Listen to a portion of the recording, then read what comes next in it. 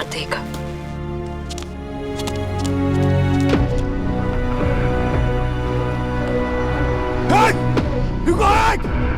रुको, रुको, रुको, रुको।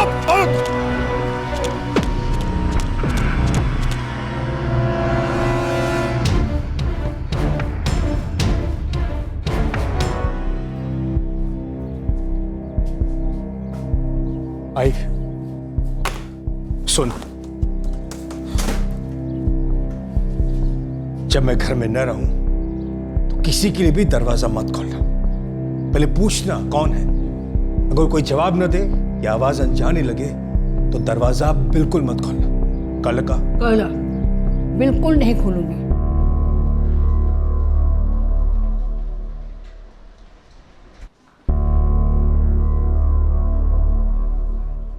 Can I see your return tickets, please, sir? Return tickets. Yes, your return tickets to India? I will be booking the ticket now, yes. Sir, this is a tourist visa. You can't travel without a valid return ticket. So what I'm saying, I will be doing the booking now. No, I don't think you understand. I need to see that return ticket now. Okay, let me explain. See, I am going back to India and I am going to buy a return ticket. Isn't my visa valid? If I don't go back from here as per the visa says, you can then catch me. I'm sorry, sir, but you can't travel without a valid return ticket. Say, listen, let me explain. There is some problem happening Officer here. Johnson to immigration counter immediately. You're not understanding, Please madam. report There to is some problem happening. I need...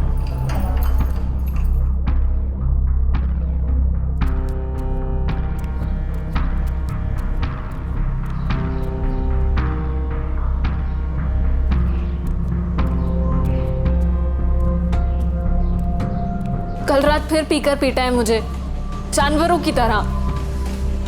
मैं और नहीं सह सकती। मुझसे तो ये सब सुना भी नहीं जा रहा है काजल। तो मुझे यहाँ से ले जाओ ना। काजल, मुझे थोड़ा टाइम और देना, कुछ इम्पोर्टेंट काम निपटाना, फिर मैं आऊँगा तुम्हें लेने, प्रॉमिस। जल्दी आओ प्लीज।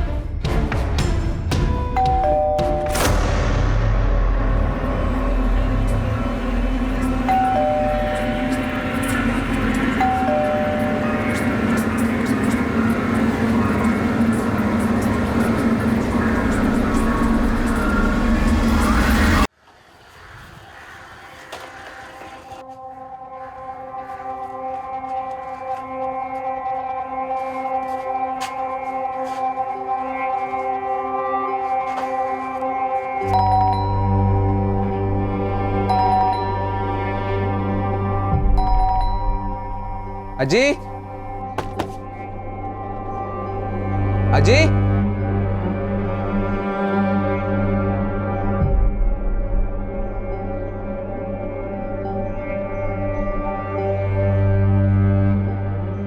राजन, क्या हुआ है?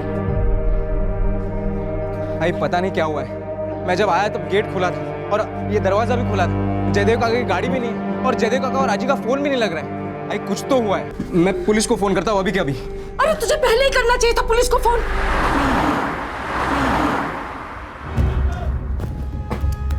सर, मैंने ही फोन किया था आपको। अंदर फ्लोर पर खून के धब्बे।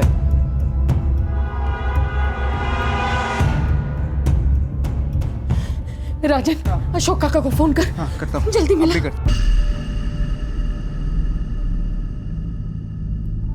दूसरा कमरा भी चेक करो। जाजन कह रहा था कि उसकी दादी आशा लता भी यहीं रहती है। सर, उस कमरे में भी लाश है।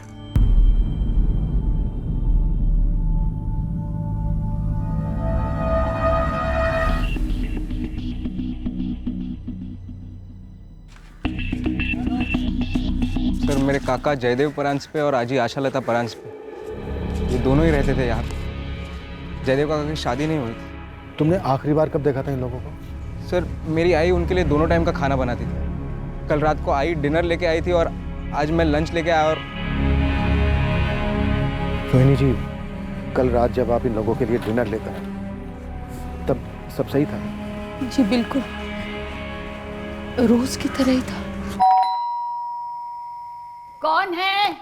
माँ जी दरवाजा खोलिए, मैं रोहिणी। कौन है? अरे रोहिणी माँ जी। अरे बाबा कौन? रोहिणी रोहिणी, 3 बार बोला मैंने, रोहिणी रोहिणी रोहिणी। आप मेरी आवाज नहीं पहचानती? जयदेव भाऊ कहाँ है? अपने कमरे में है। जयदेव भाऊ, मैं खाना लगा रही हूँ। आता नहीं रोनी भाभी, मैं बाद में खा लूंगा, अब माँ को खिला दो। मैंने माँ जी को खाना परोसा और मैं चली गई। रोज जैसा ही दिन था, कुछ अलग नहीं था।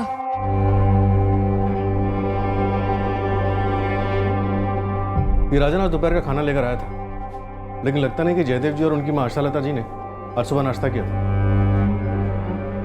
कल के बर्तन भी अभी तक धुले नहीं। क्या सुबह से कोई काम वाली बाई भी नहीं आई होगी? हाँ सर, एक काम वाली बाई आती है, नाव कहती साई? शायद कविता। वो कॉलोनी के और घरों में भी काम करती है। राजन, तुम्हारे काका जयदेव परांज भाई की गाड़ी का नंबर मालूम है तुम्हें? नहीं सर, गाड़ी के पेपर्स देखने होंगे, शायद अंदर होंगे। ठीक है, अंदर चल के बताओ क्या क्या मिसिंग है, जितना तुम्हें याद है। MHX149D1 रेड कलर के सेडान कार है। कल रात से लेकर आज सुबह तक के बीच में लेके गए होंगे हत्यारे। अगरकर कॉलोनी और उसके आसपास जितने भी कैमरा हैं, सबके CCTV फुटेज चाहिए मुझे तुरंत। जयदेव काका फोटोग्राफर थे, मगर उनका पूरा कैमरा गियर मिसिंग है। Cameras, lenses, laptop. सर, अलमारी के डोर से 1000 रुपये मिले।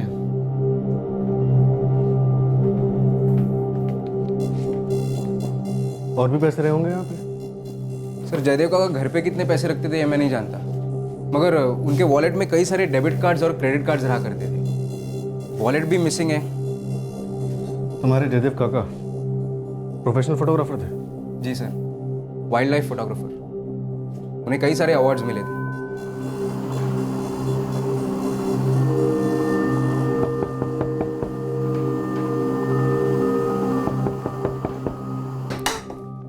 क्या है? क्या हुआ? ये गाड़ी तुम्हारी है? हाँ, मेरे बॉस की गाड़ी है। 2-3 दिन के लिए इधर ही रहेगी। क्यों, कोई प्रॉब्लम है? ये जगह उनकी है जिनका अपना घर है, भाड़ोत्रियों की नहीं है। क्यों? मैंने गाड़ी लगाई है तो जलन हो रही है। चुप कर, चुपचाप गाड़ी को ले जा, वरना तेरे मालिक पुरोहित को बता दूंगा, फोन कर दूंगा अभी। ठीक है, जो होता है वो कर लेना, ठीक है? मैं किसी के बाप से नहीं डरता और ये गाड़ी नहीं हटेगी। मैं पुलिस को बुलवा रहा हूँ, जब वो टो करके ले जाएगा फिर मत कहना। कल रात को तो हमने ऐसे कोई आवाज नहीं सुनी, लेकिन कोई जोर जबरदस्ती घुस भी जाता तो चिल्लम चिल्ली तो होती ना। हाँ, हमने भी ना कुछ देखा ना सुना, और वैसे भी आशा जी तो कम ही घर से बाहर निकलती थी। हाँ, दूध वाला, पेपर वाला, किसी का तो आना जाना होता होगा जयदेव ट्रांसपे के घर। अब उनके घर कोई आए जाए, हम कहाँ हिसाब रखते बैठेंगे ना मैडम। हमारे घर के काम निपटाते निपटाते ही हमें टाइम नहीं मिलता है। जयदेव जी के यहाँ ना कविता काम किया करती थी, मैंने उसे फ़ोन कर दिया है, अभी आती ही होगी। सर हर रोज़ की तरह सुबह 8 बजे से ड्यूटी पर हूँ। तब से कोठी नंबर 7 से मेरा मतलब है कि परंजबे जी की कोठी से ना कोई आवाज़ आई और ना सर मैंने किसी को आते जाते देखा कि जिस पे शक किया जाए। लोकेश, कल रात को 7:30 बजे रोहिणी जी के आने के बाद जयदेव जी के घर पे और कोई आया था? जी नहीं, मेरी ड्यूटी 8 बजे तक थी सर, तब तक सर कोई भी नहीं आया था। अगर सर कोई आया भी होगा ना तो जो नाइट वाला वॉचमैन नितिन है उसको पता होगा। सर ये नितिन आ गया सर, ये नाइट शिफ्ट पे था सर।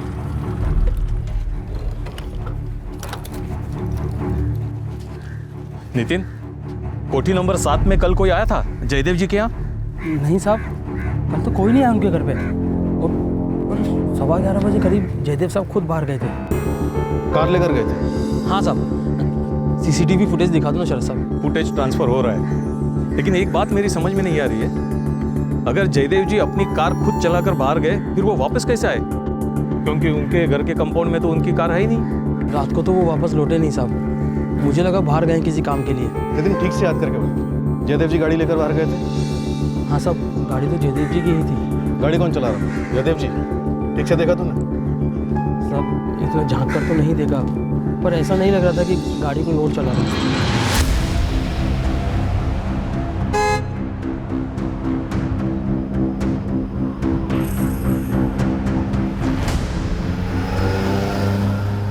सर, ये है सीसीटीवी फुटेज। सर, अरे वो मैडम, जो पूछना इधर ही पूछ लेने का ना। मेरे को और तो घर के काम भी खत्म करने हैं। अरे अपने घर का खाना भी पकाना है मेरे को। ज्यादा टाइम नहीं लगेगा अगर तू कहानी ना पकाए। बैठो। अरे मैं कहानी काहे को पकाएगी? हाँ, अरे हट हट। मैं किस पे शक कर सकता हूँ सर? देखो राजन, डेथ कब हुई ये हमें पोस्टमार्टम रिपोर्ट आने के बाद ही पता चलेगा। घर में फोर्स एंट्री के कोई निशान नहीं मिले, मतलब ज़रूर दरवाज़ा किसी के लिए खोला गया, लेकिन जैसा कि आप लोग बता रहे हैं उससे तो यही लगता है कि जयदेव काफ़ी चौकन्ने किस्म के इंसान थे।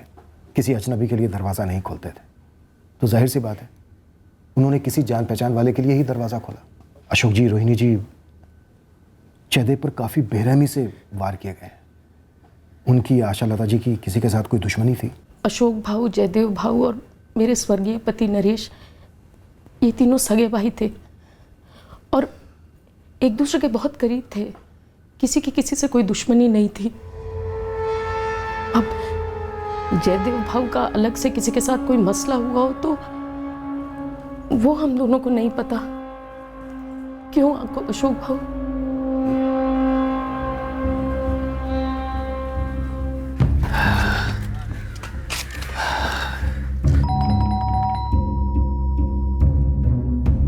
कौन है? आई अशोक। कौन है? आई तुम्हारा बड़ा बेटा। कौन आई? कौन घर पर नजर रखे हुए? मुझे ज़्यादा कुछ तो पता नहीं, मगर इन दिनों जयदेव काफ़ी परेशान रहता है। जाते वक्त मुझे 3-3 बार बोल के जाता है कि बिना आवाज़ पहचाने, बिना ठीक से पहचाने दरवाज़ा मत खोलना।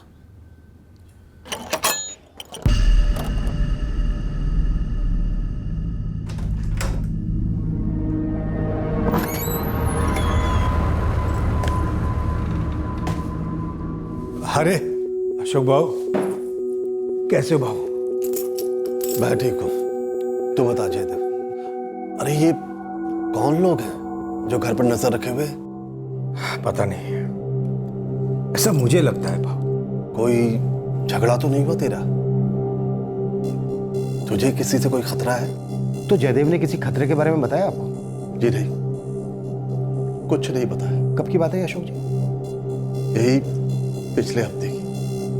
मैं ऐसे ही आई से मिलने गया था, तब उन्होंने बताया। क्या जयदेव आप लोगों से कुछ छुपा रहे थे? शायद उनके फोटोग्राफी के प्रोफेशन को लेकर कुछ छुपा रहे हो? सर, जयदेव काका कई फेमस वाइल्ड लाइफ मैगजीन्स के लिए काम करते थे, मगर उसके बारे में हम ज़्यादा नहीं जानते। कौन डिटेल दे सकता है इस बारे में राजा? मैं पता लगा सकता हूँ सर, शायद इंटरनेट पे से पता चल जाए वो कौन से पब्लिकेशंस के लिए काम करते थे। सर, जयदेव काका का अपनी प्रोफेशन में काफ़ी नाम था।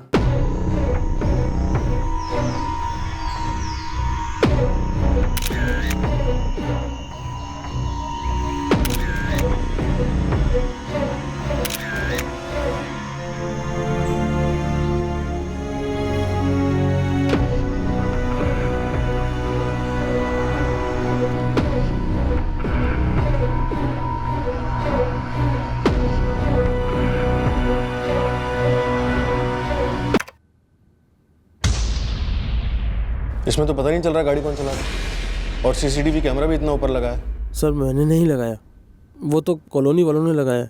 जयदेव जी के बाहर जाने से पहले कोई कॉलोनी में दाखिल भी नहीं हुआ? सर मैं भी तो वही कह रहा हूँ, रात को कोई कॉलोनी में आया ही नहीं, और अगर आता तो शाम में रजिस्टर में एंट्री भी करवाता ना साहब। मेन गेट के अलावा कोई और रास्ता भी है कॉलोनी में दाखिल होने का? हाँ साहब, पीछे एक दीवार है जो पार्क से लगी हुई है, वहाँ से कोई दीवार फांद कर आया होगा तो बोल नहीं सकता साहब। और वहाँ सीसीटीवी कैमरा नहीं है? नहीं है साहब, वैसे भी जयदेव साहब रोज शाम को उस पार्क में टहलने जाते थे। जयदेव भाऊ के घर सुबह 8 से 9, 1 घंटे में झाड़ू पोछा बर्तन सब करके जाती थी मैं। और कपड़े तो जयदेव भाऊ खुद वॉशिंग मशीन में लगा लेते थे। आज सुबह जब तूने दरवाजे की बेल मारी और किसी ने दरवाजा नहीं खोला तो तूने जानने की कोशिश नहीं की कि क्या बात है? क्यों ऐसा करेगी मैं? अरे 8-10 बार घंटी मारी ना मैंने। जब मैं वहां पर गई तो कंपाउंड का दरवाजा खुला हुआ था, साहब की गाड़ी नहीं खड़ी थी, तो मैंने सोचा कि अज्जी अंदर होगी, सो रही होगी। मैं बेल मारती रही पर किसी ने दरवाजा नहीं खोला। तूने जरा भी जानने की कोशिश की होती ना तो सबसे पहले तुझे पता चलता कि अंदर कुछ गलत हुआ है। मेरे को कैसे पता चलेगा कि अंदर कुछ गलत हुआ है? हाँ, आप ही बताइए। और सवेरे मेरे को बहुत जल्दी होती है, 10 मिनट की भी देरी होती है ना तो बूमा बूम बच जाता है। और वैसे भी क्या है ना कि जयदेव भाऊ जब घर से बाहर जाते हैं ना तो अज्जी को 10 बार चिल्ला के बताना पड़ता है कि अज्जी मैं हूँ कविता कविता कविता, 10 बार चिल्लाना पड़ता है। टाइम की बड़ी मारा मारी है मेरे को। शायद टाइम की मारा मारी नहीं, बल्कि तू खून खराबे के कारण अंदर नहीं गई। मंजे? हाँ? मतलब ये कि तुझे पहले से पता था कि अंदर 2 कत्ल हुए हैं, लाशें पड़ी हैं अंदर। मैडम चलती है मैं। एक मिनट रुक, खड़ी हो यहाँ। पुलिस स्टेशन है ये, तेरी बस्ती कोई चौपाल नहीं है कि जब मना उठ के चल दिया। और तू अपने थाने में बैठी है इसलिए किसी के ऊपर भी दादागिरी करेगी? उस कॉलोनी के 6 घरों में पिछले 4 साल से काम कर रही है मैं। 2 बच्चों की माँ है। मेरा मर्द पिंपरी की फैक्ट्री में दिन रात मेहनत करता है, कमर तोड़ मेहनत करते हैं हम लोग, कभी किसी का खाया नहीं हम लोगों ने। मैं चलती है।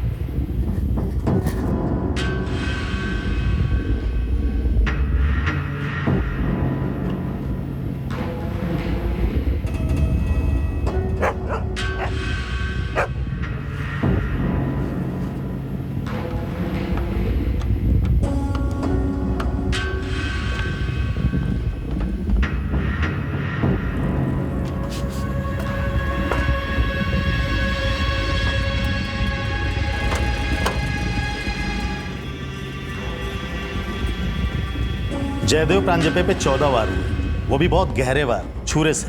स्टैबिंग जो है वो बहुत ही जोर लगा करके की गई होगी।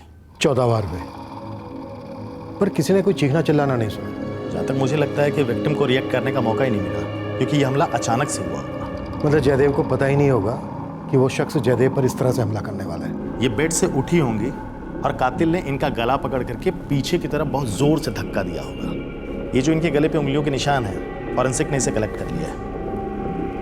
मौत की टाइमिंग डॉक्टर?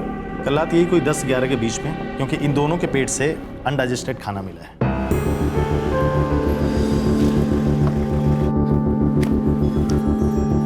सर शहर के सारे एग्जिट पॉइंट के सीसीटीवी फुटेज चेक किए। जयदेव प्रांजपे की रेड सेडान कार पुणे से बाहर जाते हुए नहीं देखी गई है। और ये देखिए, ये आगे सीट पर कौन बैठा है ये क्लियर नहीं है, पर फिर भी मैंने गुरु खबरी को काम पे लगा दिया है। सारे लूट के और चोरी के हिस्ट्री शीटर को खंगाल रहा है। क्या ये वाकई में लूट चोरी का केस है? 14 वार किए गए जयदेव बेरहमी से। एक 80 साल की बूढ़ी औरत को गला दबाकर मार डाला गया। मुझे गहरी नफरत की बू आ रही है। सर कुछ पब्लिकेशन हाउसेस के नंबर मिले हैं जिनके लिए जयदेव प्रांजपे फ्रीलांस काम करता था। मैं उनसे बात करती हूँ।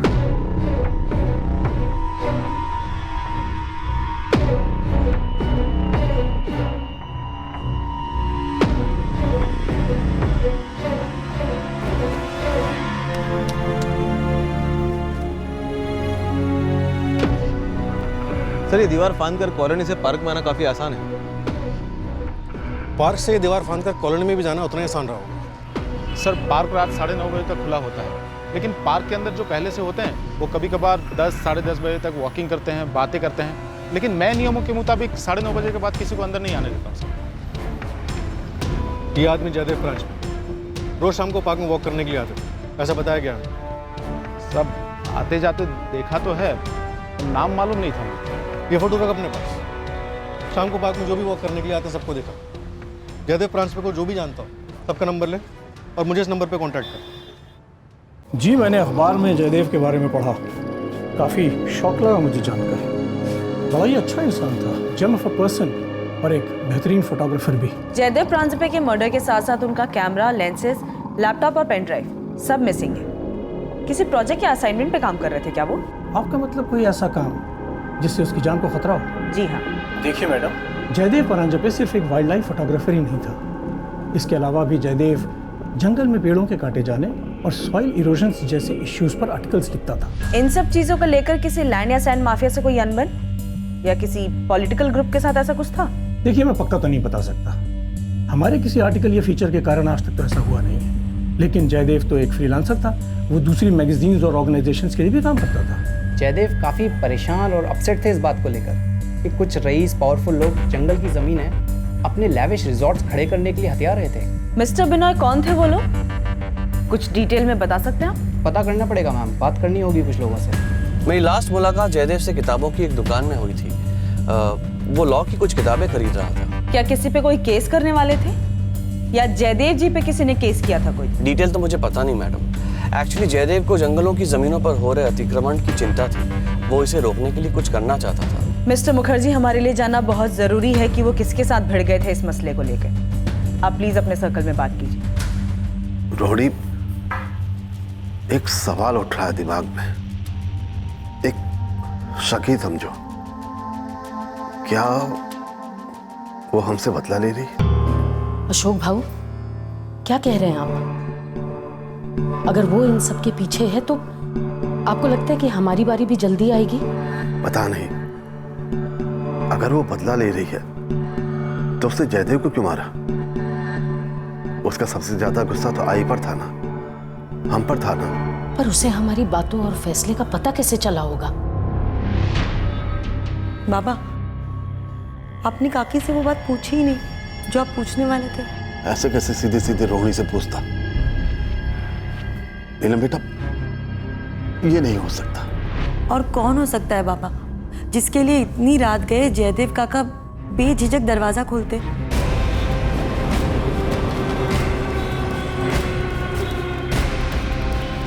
आशालता प्रांसपे और जयदेव प्रांसपे, इन दोनों की कॉल रिकॉर्ड्स हमें तुरंत चाहिए। हमारे लिए पता करना बहुत जरूरी है कि उनके घर आने से पहले किसने उनको कॉल किया था। मैडम, जयदेव प्रांसपे और आशालता प्रांसपे दोनों के फोन IMEI ट्रैकिंग पर डाल दिए हैं, लेकिन फोन अभी तक एक्टिवेट नहीं हुए। दीपाली साइबर टीम से रेगुलर कांटेक्ट में रहो, उनसे बोलो लगातार चेक करते हैं।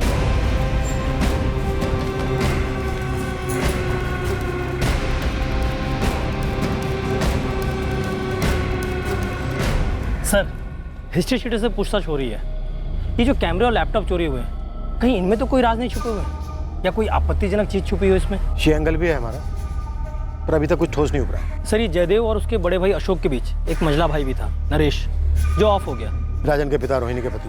और सर, जो ये कोठी थी जिसमें जयदेव और उसकी माँ आशालता रहते थे, वो पुश्तैनी है। जायदाद का मामला, फैमिली मैन बन, कुछ हाथ लगाते रहे? अभी लगा नहीं है, लेकिन मेरे दिमाग में गणित चल रहा है सर। सर, ये जयदेव किसी भी अजनबी के दरवाज़ा नहीं खोलता था, तो इतनी रात गए कौन आ सकता है उसके घर?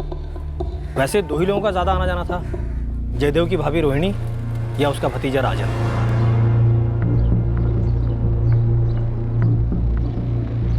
गौतम जी?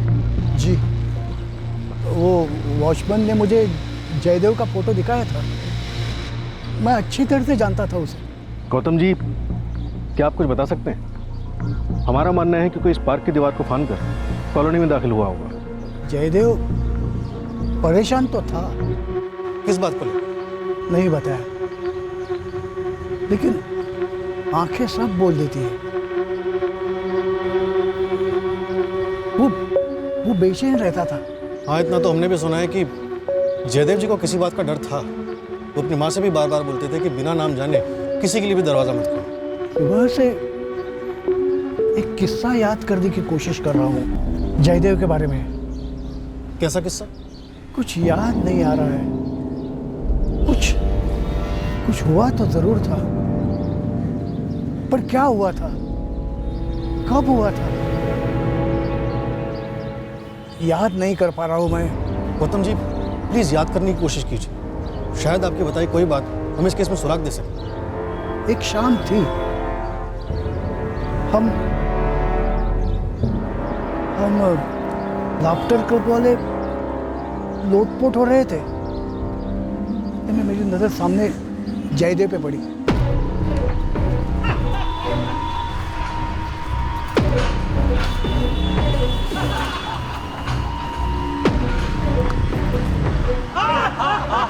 मैंने पूछा उसको इतना परेशान क्यों है, और वो बात टालता गया। क्या उन्होंने कभी लैंड माफिया या जंगल माफिया का जिक्र किया आपसे, जिसके खिलाफ वो लिखा करते थे? मुझे अपने दिमाग पे जोर देना होगा। कुछ था जरूर, पर मुझे याद नहीं आ रहा है। देखो मैडम जी, मैं बोलने को तो बोल दूंगी, लेकिन मेरा नाम नहीं आना चाहिए, नहीं तो लोग कहेंगे कि भाग्यश्री चुगली करती है। निश्चिंत रहो तुम, तुम्हारा नाम नहीं आएगा। आप वो कविता से दोबारा पूछताछ करो। क्यों? उसने कुछ बताया क्या? वो कविता मेरे घर में भी काम करती है ना, तो काम करते करते उसने मुझे कहा कि कोई तो औरत है। औरत है? कौन औरत? ये बात आप कविता को ही पूछ लीजिए ना।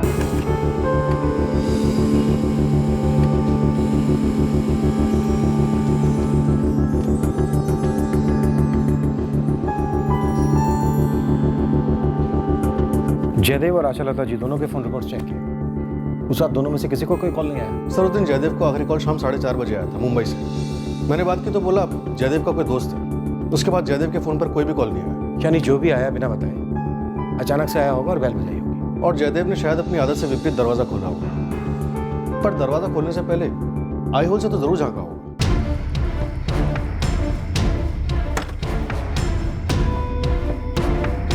सर मुझे जयदेव के भतीजे राजन पर शक हो रहा है। शायद वो झूठ बोले। दरवाजे पर खून के धब्बे देखकर वो अंदर ही नहीं गया। मुझे तभी डाउट हुआ शायद उसकी मां रोहिणी भी मिली हुई, शायद कोठी का कोई मामला, या शायद जयदेव के बड़े भाई अशोक भी शामिल। उनके हाव-भाव दुख से ज्यादा टेंशन के लग रहे थे। हो सकता है इन लोगों ने मिलकर कोई झूठी कहानी रची। और वो नौकरानी कविता, वो भी तो शामिल हो सकती है। कह रही है कि उसने बार बार बैल बजाई, 10 मिनट तक दरवाजे के बाहर खड़ी रही, फिर भी उसको पता नहीं चला कि दरवाजा खुला हुआ है। कौन सी औरत की बात की थी मैं, और किसने बताया तुमको? एक पति का माँ बना बुलाऊंगी अभी तेरे आदमी को, तेरे बिरादरी के सारे लोगों को, उसके बाद सबसे पूछताछ होगी। अब तू देख ले कि क्या करना है। आदमी को बीच में क्यों लेकर आती हूँ? हाँ तो फिर औरत का नाम बोल। मेरे को उस औरत का नाम तो नहीं पता। मैंने तो बस ऐसे ही बोल दिया था कि उस औरत से पूछताछ करनी चाहिए। किस औरत से? अरे वही औरत जो जयदेव भाऊ को फोन किया करती थी। जब मैं जयदेव भाऊ के घर काम करती थी तो मैंने कई बार देखा कि जयदेव भाऊ को कोई फोन आता था और वो पक्का किसी औरत का था। तुझे कैसे पता होता था कि औरत का ही फोन है? मैं एक औरत है, आदमी की आवाज और उसकी हंसी दोनों से पहचान जाती है।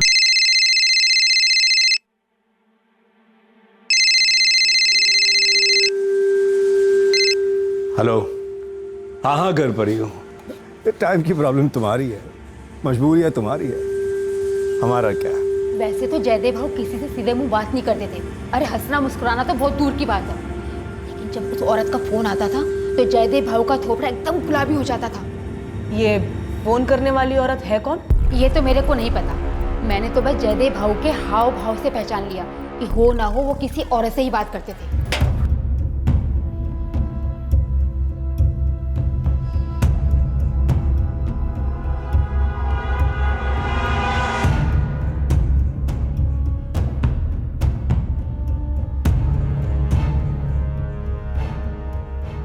कैसे हो बेटा? कल से इतनी बार ट्राई कर रहे तुझे। आई बाबा सॉरी, मैं एक्चुअली आपका मिस कॉल देख रहा था लेकिन उठा नहीं पाया, बॉस के साथ था ना। खाने सोने पे जरा ध्यान दो बेटा। तेरे खाने की यहाँ बहुत याद आती है। कैसे हो आप दोनों? हम दोनों ठीक है बेटा। बेटा ये तेरे लिए कब मुमकिन होगा कि तू थोड़े से पैसे हमारे लिए भेज दे? यहाँ बैच की रकम इतने बढ़ते जा रही है। जो थोड़ा बहुत भेज सको भेज दो। कल साहूकार घर आया था, बोला है कि अगर इस महीने कुछ नहीं दिया तो हमारे खेत का कुछ हिस्सा ले लेगा। बाबा प्लीज आप जरा भी टेंशन मत लेना, मैं हूं ना। देखो आप, मैं इस महीने आपको जरूर पैसे भेजूंगा। हाँ बाबा, बॉस बुला रहा है, मैं अभी भी ऑफिस में हूँ, लेकिन आपको रात को जरूर फोन करूंगा घर से।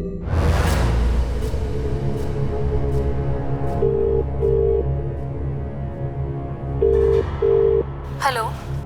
कल 11:30 बजे बोरीवली चर्च के बाहर। सच? हाँ काजल, अपना बैग रात को ही पैक कर लेना। हाँ, और मोबाइल फ़ोन घर पे ही छोड़ना। बोरीवली चर्च के ठीक पीछे। आओगे ना? मैं आऊँगी, ज़रूर आऊँगी। औरत जयदेव की जिंदगी में? जी, औरत थी जयदेव की जिंदगी में। मुझे नहीं मालूम, और अगर कोई औरत थी भी तो ये जयदेव की निजी बात है। उसने मुझे नहीं बताया कभी। अशोक जी, आप तीनों भाइयों के बीच पुश्तैनी कोठी को लेकर खटास थी। खटास? जी, थी ना खटास आप लोगों के बीच? कोई खटास नहीं थी हम लोगों के बीच।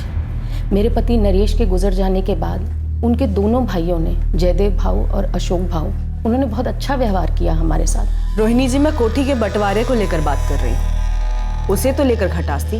नहीं, कोई खटास नहीं थी।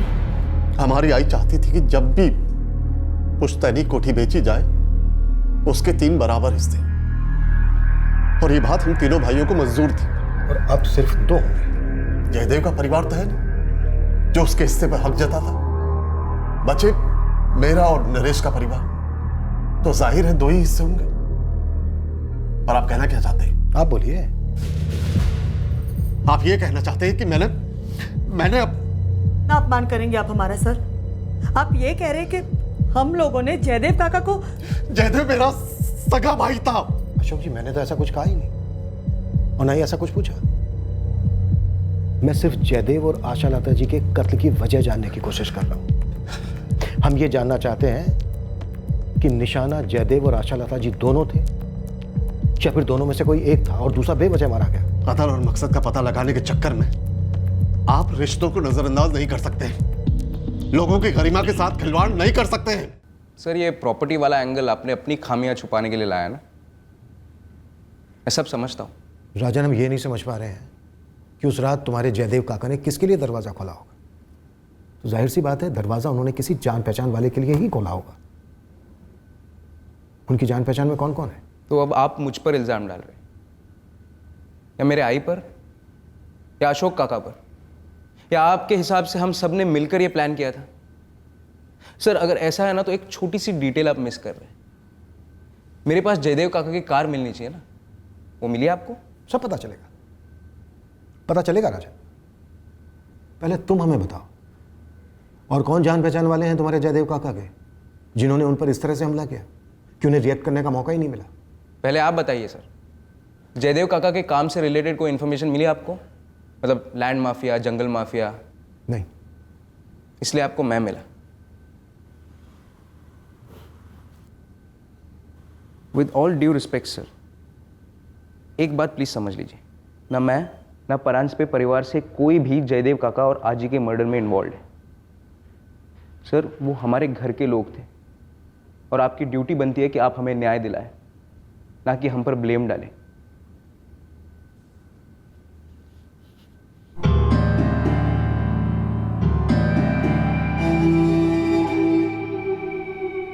बेटा, हम डरे हुए हैं। पहले उसने जयदेव काका और आजी को मार डाला, और अब शायद हमारा नंबर होगा। क्यों डर लग रहा है तुम लोगों को? कोई क्यों मारना चाहेगा तुम्हारे पूरे परिवार को? ऐसा कुछ हुआ है? और ये बात तुम लोगों ने हमें पहले क्यों नहीं बताई? क्योंकि उस औरत के साथ अब हमारा कोई संबंध नहीं। मेरे पिताजी जयदेव काका और अशोक काका ने उनके साथ सारे संबंध तोड़ दिए थे। किस औरत की बात कर रहे हो तुम राजू? क्या वो हमसे बदला ले रही है? अगर वो इन सब के पीछे है तो आपको लगता है कि हमारी बारी भी जल्दी आएगी? मेरे पिताजी जयदेव काका और अशोक काका की एक सगी छोटी बहन गौरी आप्टे नाम है उनका, मगर अब वो कहाँ है ये हम नहीं जानते। और तुम लोगों को डर है कि शायद गौरी आप्टे तुम लोगों को मार डालेगी। क्यों करेगी वैसे? क्योंकि वो अब हमारे परिवार का हिस्सा नहीं है सर। हमने उससे सारे रिश्ते तोड़ दिए, इसलिए शायद वो शायद पता नहीं है सर। पता नहीं ये सब सच है या वहम है या क्या है।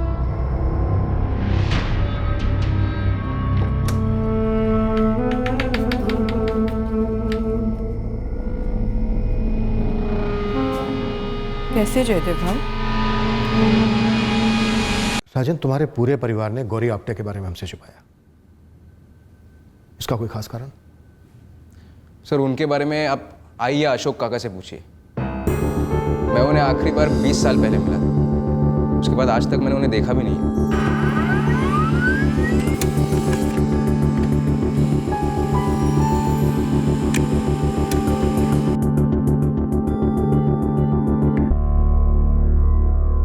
जयदेव कॉलिंग जयदेव? हाँ सर, अजीब है। मैं उस औरत को ट्रेस करने की कोशिश कर रहा था जिसका जिक्र उस नौकरानी कविता ने किया।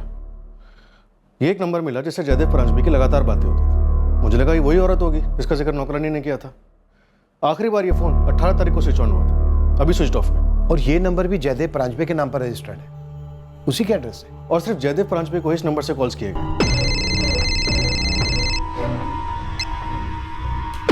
हेलो।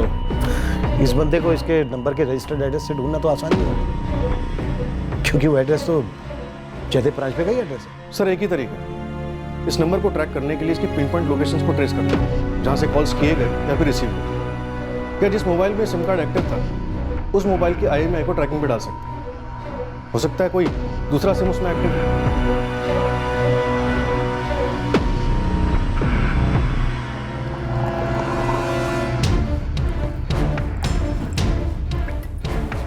आकाश, ड्रॉप कर दूं तुम्हें?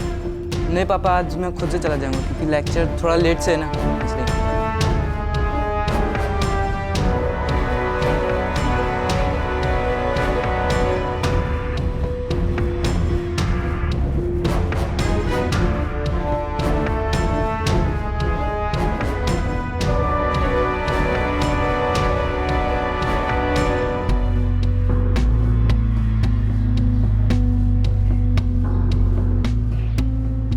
हम कहाँ जा रहे हैं? तुम्हारे नए घर। और कहाँ है मेरा नया घर? पुणे में। जो मेरा घर था वो आज से तुम्हारा।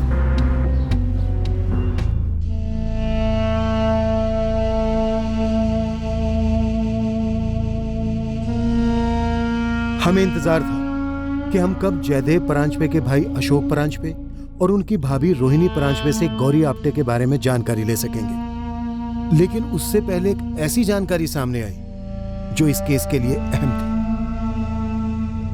क्राइम सीन पर मिले उंगलियों के निशान और आशालता जी के गले से मिले हुए उंगलियों के निशान दोनों मैच कर गया इंस्पेक्टर। कुल कितने लोग शामिल थे इस हमले में?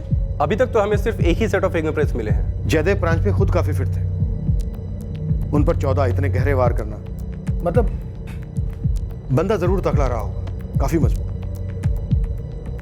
अमित, आर यू श्योर इस एक बंदे के अलावा किसी और के फिंगरप्रिंट्स नहीं मिले? हम श्योर है सर, लेकिन एक पॉसिबिलिटी है, हो सकता है कि इस हद तक प्लानिंग की गई हो कि दूसरा साथीदार ग्लव्स पहन के ऑपरेट कर रहा था।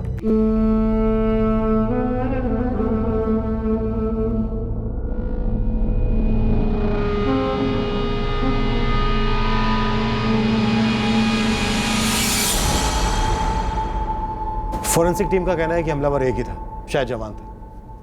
फिर भी मैंने उनसे दोबारा स्कैनिंग के लिए कहा है। सर एक और अपडेट है, इस हत्याकांड के कुछ 12 दिन पहले 2 जवान लड़के जयदेव परांजपे के घर की तस्वीरें ले रहे थे। सीसीटीवी में कैप्चर हुए? जी सर, फुटेज मंगवाइए। कॉलोनी के चेयरमैन ने बात बताई, वो कल ही अब्रॉड ट्रिप से वापस लौटे। सर मैं कल ही लौटा अब्रॉड ट्रिप से, मैं 15 नवंबर को गया था यहाँ से। और सर अजीब बात यह है कि 7 नवंबर को जयदेव जी मेरे पास आए थे और उन्होंने 6 नवंबर की सीसीटीवी फुटेज मांगी थी। कोई उनके घर की तस्वीरें ले रहा था सर।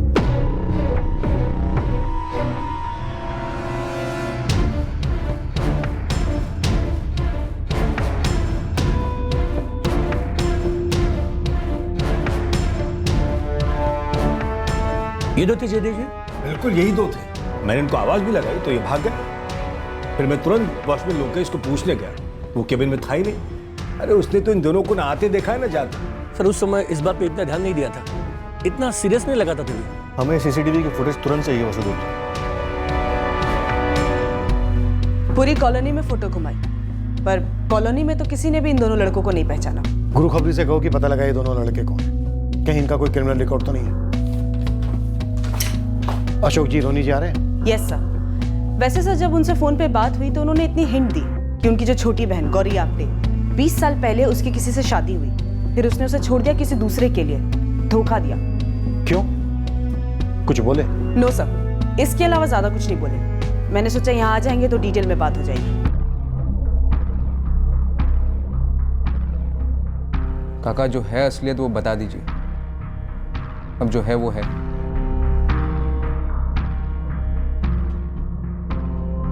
केस के इस पड़ाव पर हमारे हाथ में कुछ भी ठोस नहीं था। ना कत्ल का मकसद, ना इस बात की भनक कि हमलावर कौन हो सकता है, ना ही इस जुर्म की मोडस ऑपरेंडी पर कोई रोशनी पड़ रही थी। हमारे पास जानकारी के बस छोटे छोटे टुकड़े थे, मानो वो किसी आरा पहले किसी जिक्सो पजल के हिस्से थे, लेकिन वो सारे टुकड़े अभी जुड़ने बाकी थे।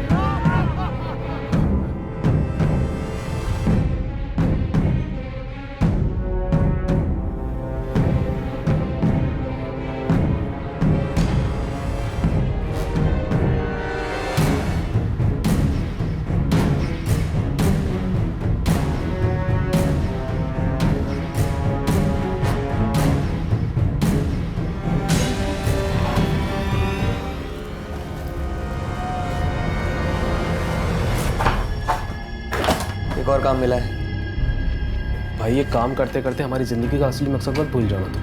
सवाल ही पैदा नहीं होता भाई, ये बहुत छुटकुट सा काम है, दिन वेस्ट नहीं करेंगे, आज रात को ही निपटाना है। वैसे इस काम के हमें पैसे तो अच्छे मिलेंगे ना? काफी अच्छे मिलेंगे। केस के इस पॉइंट तक हमारी तरफ से हुए सिर्फ 2 असेसमेंट सही साबित होने वाले थे। पहला ये कि हमलावर पार्क की दीवार फांदकर जयदेव परांजपे की कॉलोनी में दाखिल हुआ, और दूसरा ये कि हमलावर कोई जवान लड़का था। पर कत्ल का मकसद क्या था? मास्टरमाइंड कौन था? क्या कोई और भी उसका शिकार होने वाला था? इन सभी सवालों के जवाब से हम कोसों दूर थे। हमारे लिए इस वक्त सबसे ज़रूरी था उन 2 लड़कों तक पहुंचना जो जयदेव परांजपे की कॉलोनी में स्पॉट हुए थे। हमें अभी तक परांजपे परिवार के 3 भाइयों की छोटी बहन गौरी आप्टे के बारे में बहुत कुछ जानना बाकी था। हमें अभी ये भी पता नहीं था कि एक और नौजवान का इस केस में क्या रोल था, जो उस शाम पार्क में मौजूद था जब जयदेव परांजपे वॉक कर रहे थे और किसी बात से परेशान थे। ये सारी जानकारी हासिल कर, उन्हें जोड़कर इस केस को हल हम कल के एपिसोड में करेंगे। क्राइम पेट्रोल सतर्क। जय हिंद।